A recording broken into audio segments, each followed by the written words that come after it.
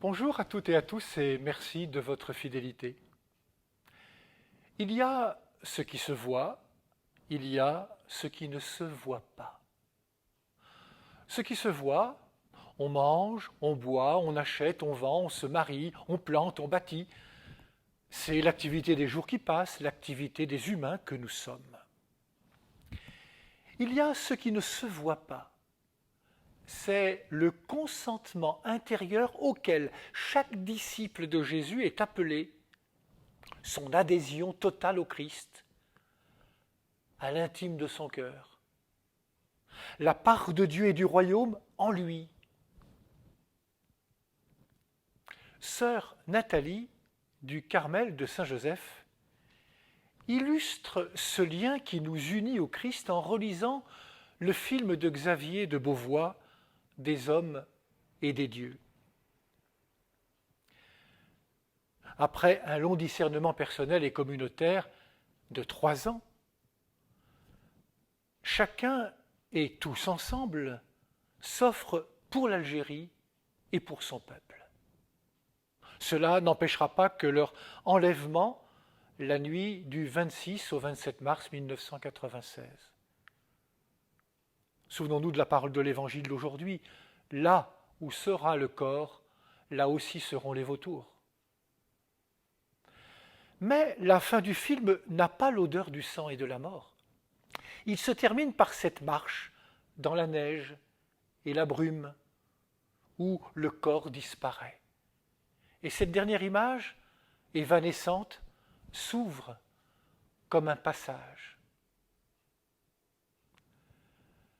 Un peu plus tard, devant la reconnaissance unanime et les récompenses du film, puis de tout le déploiement des médias, mais surtout par l'approfondissement pastoral et théologique de la pensée de frère Christian de Chergé, nous avons tous compris que les frères avaient gagné. Si Jésus est venu rejoindre notre vie ordinaire, c'est aussi pour qu'elle soit habitée de la vie même de Dieu, l'invisible Créateur. Une vie qui nous fait prendre conscience à la fois de notre finitude, oui, nous mourrons un jour, mais aussi de notre possible vie éternelle qui sera le plein accomplissement de nos existences.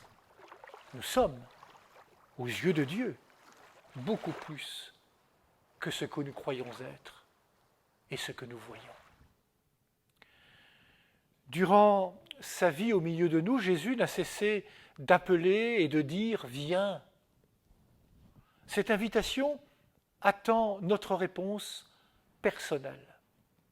Lui répondre en devenant sa ou son disciple nous ouvre à cette vie plus forte que la mort, qui nous permet, comme les moines de Tibérine, d'oser vivre le quotidien de nos jours dans l'espérance d'un monde nouveau. Ce oui au Christ par la foi, c'est chaque jour qu'il faut le renouveler, car c'est toujours dans l'aujourd'hui que le Seigneur vient et qu'il vient par surprise. Ce oui au Christ par la foi se traduit par le don de sa vie à Dieu et aux autres.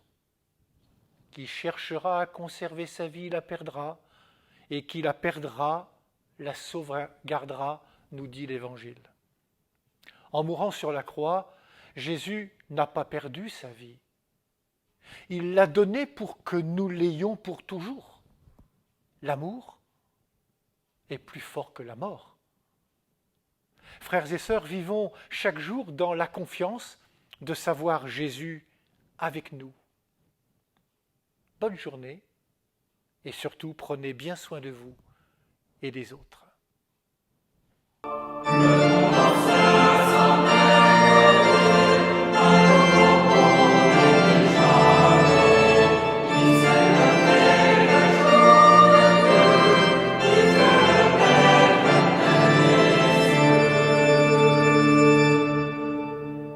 Alleluia.